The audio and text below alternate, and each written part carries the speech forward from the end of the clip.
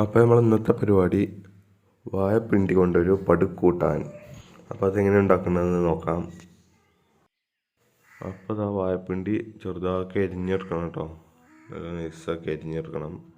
അപ്പോൾ നമ്മൾ അരിഞ്ഞ് കഴിഞ്ഞു കേട്ടോ, അതുപോലെ അരിഞ്ഞ് കിട്ടും. അപ്പം ഇനി അടുത്ത പരിപാടി നല്ലൊരു ചേമ്പ് എടുക്കുക. കുറച്ച് വലിയ ചേമ്പാട്ടോ, പാൽച്ചേമ്പ് എന്നൊക്കെ പറയും. ആ ചേമ്പ് എടുത്തിട്ട് അതിൻ്റെ തൊലി അതുപോലെ കളയണം കേട്ടോ. ആ ചേമ്പ് ഇതുപോലെ ചെറുതാക്കി അരിഞ്ഞെടുക്കണം കേട്ടോ, ചെറുതാക്കി നല്ല നൈസാക്കി അരിയണം. അപ്പോൾ നമ്മളിത് ആ ചേമ്പ് അരിഞ്ഞ് കഴിഞ്ഞു കേട്ടോ.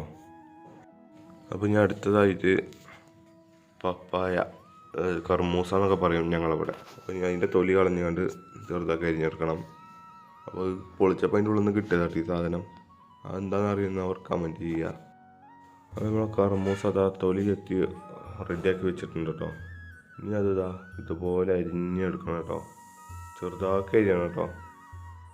ചെറുതാക്കി അരിഞ്ഞാലേ പെട്ടെന്ന് പോകുള്ളൂ. ഇനി ഇതാ നല്ലതുപോലെ കഴുകിക്കൊണ്ട് എടുക്കണം കേട്ടോ.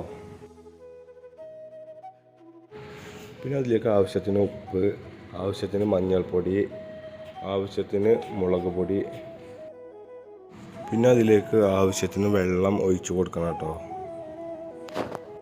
ഇനി ഇതാ കുക്കറിൽ ഇതുപോലെ അടച്ചു വെച്ച് നല്ലതുപോലെ വേവിക്കണം കേട്ടോ.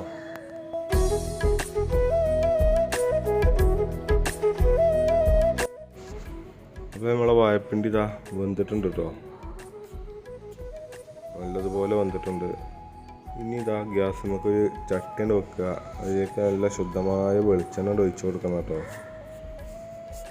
എന്നിട്ട് പിന്നെ നമ്മൾ അടുത്ത പരിപാടി ഇതാ കടുകട്ട് പൊട്ടിക്കലാണ്. അത് കഴിഞ്ഞിട്ട് ഇതാ 2 ഇല്ലി കറിവേപ്പിൻ്റെ പഴം ഇട്ട് കൊടുക്കുക. അപ്പം ഇനി അടുത്തതായി നമ്മൾ വേവിച്ച് വെച്ച വാഴപ്പിണ്ടി അതിലേക്ക് ഇട്ട് കൊടുക്കുക. എന്നിട്ട് അത് നല്ലതുപോലെ ഇളക്കി കൊടുക്കണം കേട്ടോ, നല്ലതുപോലെ ഇളക്കി കൊടുക്കണം. അപ്പം നമ്മളെ വാഴപ്പിണ്ടി പടുകൂട്ടാൻ റെഡി കേട്ടോ. അപ്പോൾ ഇനി നമുക്കിത് ടേസ്റ്റ് ചെയ്ത് നോക്കാം. അപ്പോൾ നമ്മളെ കൂട്ടാൻ അടിപൊളി. അപ്പോൾ നമ്മളെ സപ്പോർട്ട് ചെയ്യാൻ മറക്കല്ലേ.